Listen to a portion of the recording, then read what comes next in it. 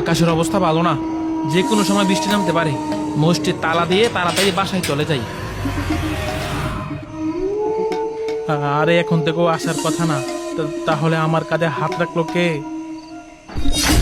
আরে হুজুর, আমি মিশুয়ে, ভয় পাইছেন নাকি? আরে এইভাবে কেউ পিছন থেকে আইসা কাঁধে হাত দেয়? কোনো ডাক নাই, কোনো সালাম নাই। আরে হুজুর বাদ দেন, মসজিদ এখন তালা জ্বালাইতেছেন নাকি? হ্যাঁ, তালা দিয়ে দিয়েছি। আর আজকে মুসল্লিরা কেউ আসে নাই। হুজুর এসার নামাজটা পড়বো, একটু গেটটা খুললা দেন। এশার নামাজ তো বাড়িতে পড়তে পারবে, বাড়িতে পড়ে নিও। হুজুর মসজিদে পড়লে যে শান্তি পামু, বাড়িতে পড়লে এটা পাইতাম না। আচ্ছা ঠিক আছে, আসো, আমি তালা খুলে দিচ্ছি। যে লোকটা জুমার নামাজ ঠিক মতো পড়তে আসতো না, সেই লোকটা এই বৃষ্টির মধ্যে আসার নামাজ পড়তে আসছে। মহল্লার সবাই যদি এভাবে মসজিদে আসতো তাহলে কতই সুন্দর হতো।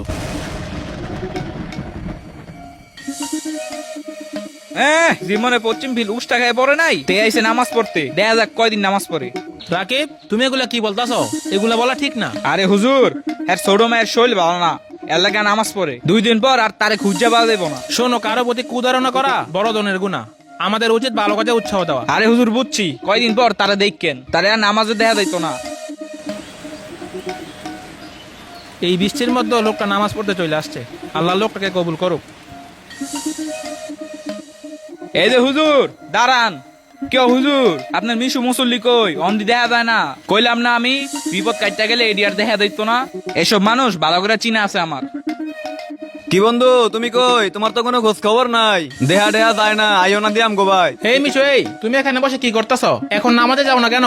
কয়েকদিন নামাজ পড়ছো, ভালোই লাগছিল। আরে হুজুর প্রত্যেকদিন নামাজ পড়ন লাগবো? কয়দিন পড়ছিলাম, কয়দিন পড়তাম না, আবার কয়দিন পড়াম, কয়দিন পড়তে আবার ভাল লাগলে পড়মু। আপনি জানেন ওনাতে। তুমি এগুলা কি বলতেছো? তুমি দেখা যায় বিপদ আসলে আল্লাহকে ডাকবা, নামাজ পড়বা, আর বিপদ চলে গেলে আল্লাহকে ডাকবা না। শোনো, যদি আল্লাহর সাথে চালাকি কইরা নিজের চালাক মনে করো, তাইলে তুমি হবে সবচেয়ে বোকা এবং তোমার ধ্বংস অনিবার্য।